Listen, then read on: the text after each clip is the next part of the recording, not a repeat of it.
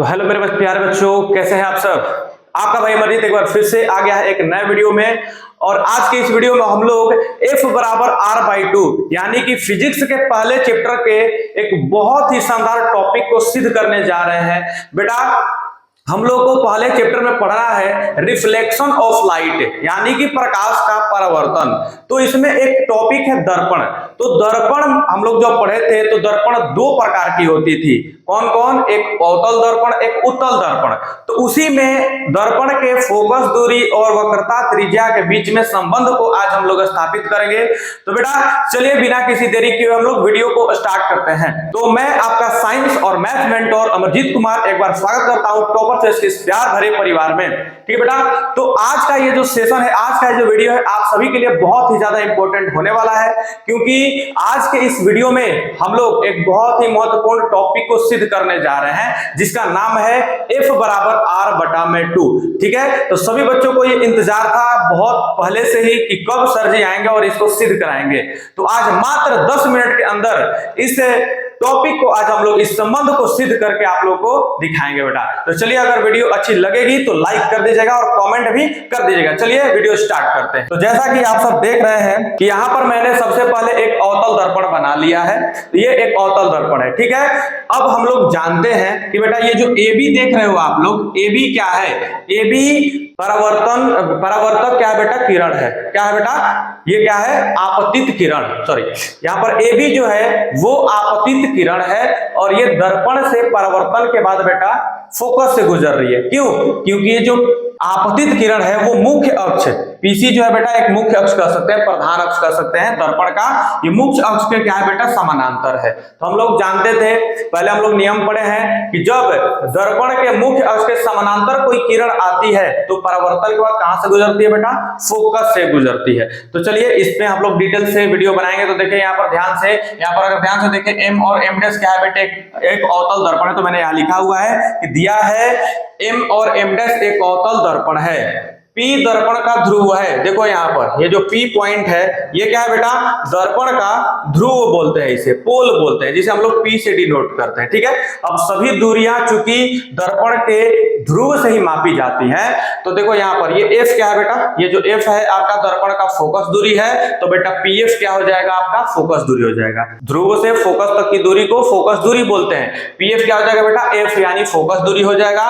और यहाँ पर बेटा C जो है वो वक्रता केंद्र है। दर्पण का क्या है बेटा? वक्रता केंद्र है। तो ध्यान से देखेंगे जो PF PC हो जाएगा बेटा, PC वो हो जाएगा R यानी कि वक्रता त्रिज्या। समझ में आया? यहाँ पर ध्रुव से केंद्र तक की दूरी को वक्रता त्रिज्या हम लोग बोलते हैं। तो PC क्या हो जाएगा? वक्रता त्रिज्या। तो चलिए ये संबंध है दर्पण के वक्रता त्रिज्या और फोकस दूरी में एक संबंध है बेटा। वो संबंध क्या है कि जो गोलीय दर्पण की फोकस दूरी होती है, गोलीय दर्पण मतलब कोई भी दर्पण, उत्तल या फिर अवतल, दोनों ही दर्पण के लिए ये जो गोलीय दर्पण की फोकस दूरी होती है उसकी वक्रता त्रिज्या की आधी होती है। यानी सीधा सीधा हम लोग को प्रूफ क्या करना है बेटा? सिद्ध क्या करना है कि F बराबर R/2। ये जो फोकस दूरी होती है त्रिज्या की आधी होती है, इसे ही हम लोगों को सिद्ध करना है। तो देखिए हम लोग बढ़िया से सिद्ध करेंगे ध्यान से।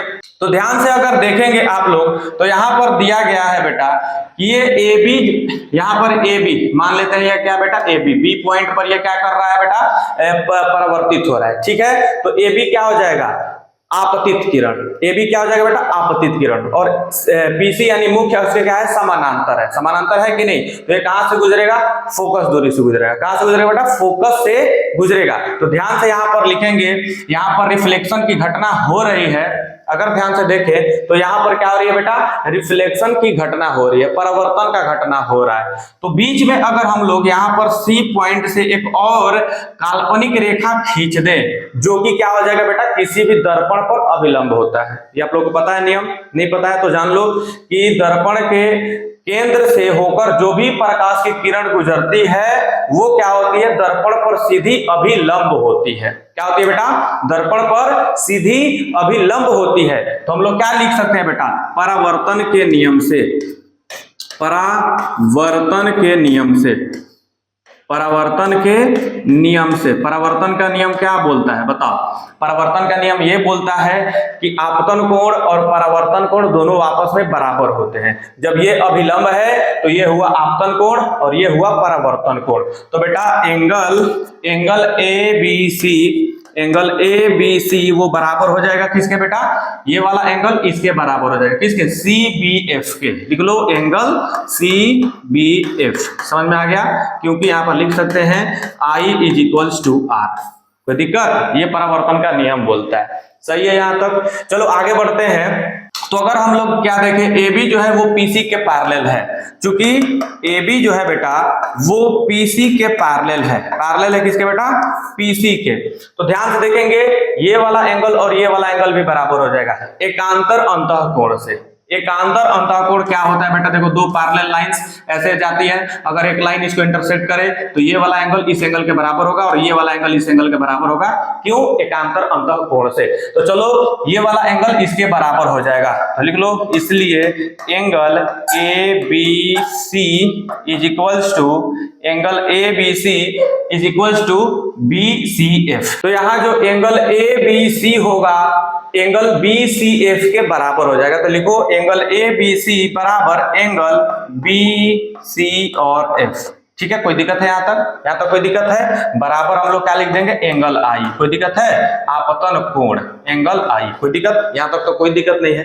अब अगर ध्यान से देखें ये वाला एंगल आई है और ये वाला एंगल आर है कि नहीं? ये एंगल आई है और ये एंगल आर है बेटा। तो ये वाला एंगल और ये वाला एंगल भी बराबर होगा। ध्यान से, परावर्तन के नियम से ये आपतन कोण के बराबर, ये परावर्तन कोण। तो आपतन कोण और परावर्तन कोण दोनों क्या होते हैं? बराबर होते हैं। तो लिख सकते हैं ना परावर्तन के नियम से पुनः परावर्तन के नियम से परावर्तन के नियम से ये वाला कोण उस कोण के बराबर होगा। तो चलो लिख लो एंगल बी सी एफ बराबर होगा किसके बेटा? एंगल सी बी एफ के। ठीक है? चूंकि angle I is equals to angle R. यहां तक भी हम लोग को समझ में आ गया? कोई दिक्कत नहीं है यहां तक? तो बेटा हम लोग देखेंगे अगर यहां पर एक त्रिभुज का निर्माण हुआ है बी सी एफ, यहां पर एक आपको त्रिभुज दिख रहा है ये वाला बी सी और एफ। तो चलो देखते हैं बेटा। यहां पर ध्यान से देखेंगे तो त्रिभुज बी सी एफ में क्या हो जाएगा बेटा? देखो ध्यान से, ये वाला एंगल और ये वाला एंगल बराबर है। इस त्रिभुज के दो कोण बराबर हैं, तो बराबर भुजा के बराबर कोण के सम्मुख भुजा क्या होती है बेटा? बराबर होती है। सबको मालूम है बराबर कोण की सम्मुख भुजा बराबर होती है। तो ये वाला भुजा और ये वाला भुजा दोनों आपस में बराबर हो जाएगा। चलो लिखते हैं इसमें क्या हो जाएगा बेटा? BCF लिख लो। यह एक समद्विबाहु त्रिभुज है। समद्विबाहु त्रिभुज है। यह एक क्या है बेटा? समद्विबाहु त्रिभुज है। इसलिए ये वाला भुजा कौन सा? FC। लिखो यहाँ पर FC इज इक्वल्स टू आपका कौन सा बेटा? FB। चलो लिखो यहाँ पर FC is equals to FB। कोई दिक्कत है यहाँ तक? कोई दिक्कत है? चलो लिख लो चूंकि बराबर कोण के सम्मुख भुजा बराबर होती है। लिख लो भाई साहब बराबर कोण की सम्मुख भुजा बराबर होती है। बराबर कोण की सम्मुख भुजा। कोई दिक्कत है यहाँ तक? चलो कोई दिक्कत नहीं होने वाला है। अब यहाँ पर और एक चीज समझेंगे, ये भुजा की बराबर हो गई, लेकिन हमें संबंध किसमें स्थापित करना है? इस वाले भुजा यहां से यहां तक जो दिख रहा है और इस वाले भुजा, इन दो भुजाओं में हमें संबंध स्थापित करना है। तो अगर ध्यान से आप लोग देखिएगा, अगर ये बी पॉइंट अगर यहां पर भी होता, ये बी पॉइंट अगर यहां पर भी होता, यानी कि यहां से ऐसे समांतर कोई रेखा जाती ऐसे बेटा, तो वो भी दर्पण से परावर्तन के बाद फोकस से ही गुजरती। सही है? अगर कोई भी मुख है उसके समांतर क्या जाती है? किरण जाती है, वो फोकस से ही गुजरती है। तो ये वाला पॉइंट अगर यहां पर भी होता तो ये वाला कथन सत्य होता। सही है बात? ये वाला पॉइंट अगर यहां पर भी होता तो ये वाला जितना भी मैंने बताया कथन, ये सारे के सारे सत्य हो जाते, सही हो जाते हैं। तो अगर ये इसके क्लोज है, अगर बी बिंदु P के क्लोज है, तो बेटा यहां से FB, ये जो FB है, FB और PF और PF और BF दोनों क्या हो जाएंगे? आपस में लगभग में बराबर होंगे। सही है बात? यहां से ये वाला भुजा और ये वाला भुजा दोनों आपस में बराबर होगा, क्योंकि ये दोनों पॉइंट्स एक दूसरे के करीब है। ठीक है, तो चलो यहां पर लिखते हैं यदि बी कॉमा पी बिंदु के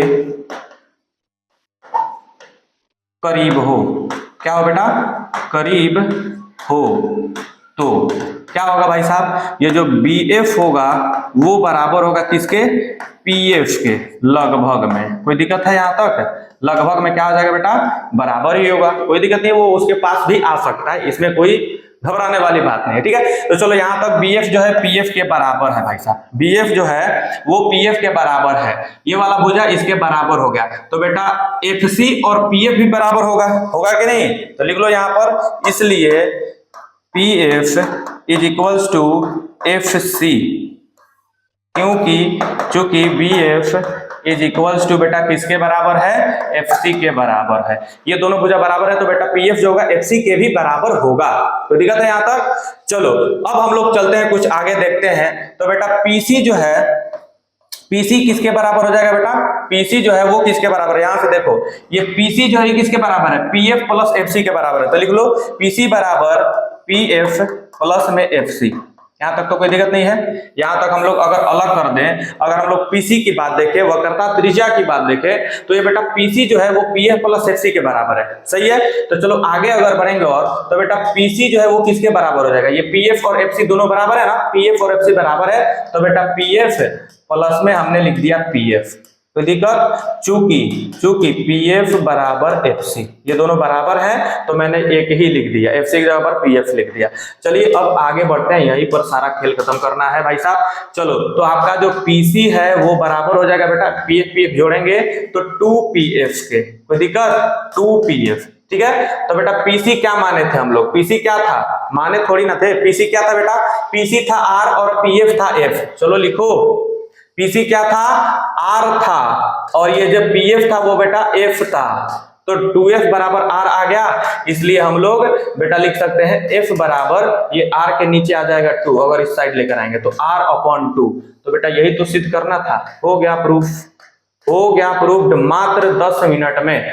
अगर इससे रिलेटेड कोई भी आपको दिक्कत होगा, F बराबर R/2 सिद्ध हो गया, बहुत ही आसान, बहुत ही सरल भाषा में, और मात्र 10 मिनट के अंदर। ठीक है बेटा, तो चलिए ऐसे ही वीडियो कंटेंट मैं लाता रहूंगा, और हर एक टॉपिक का वीडियो मैं लाता रहूंगा, फिजिक्स से, केमिस्ट्री से और मैथ से। ठीक है बेटा, 5-5, 10-10 मिनट वीडियो, 10-10 मिनट के वीडियो का।